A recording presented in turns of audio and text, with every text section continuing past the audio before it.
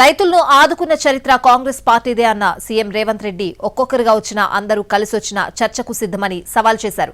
వ్యక్తిగత విమర్శలు చేయకుండా ఉంటే చర్చకు సిద్దమన్నారు కేంద్ర మంత్రి కిషన్ రెడ్డి.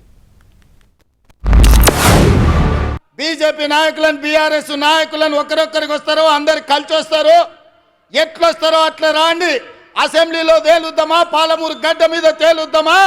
మొదటి సంవత్సరంలో 25 లక్షల రైతు కుటుంబాలకు 21,000 కోట్ల రూపాయల రైతు రుణమాఫీ చేసిన పేటెంట్ కాంగ్రెస్ పార్టీ గ్యారంటీ అని నేను చెప్పదలుచుకున్నా.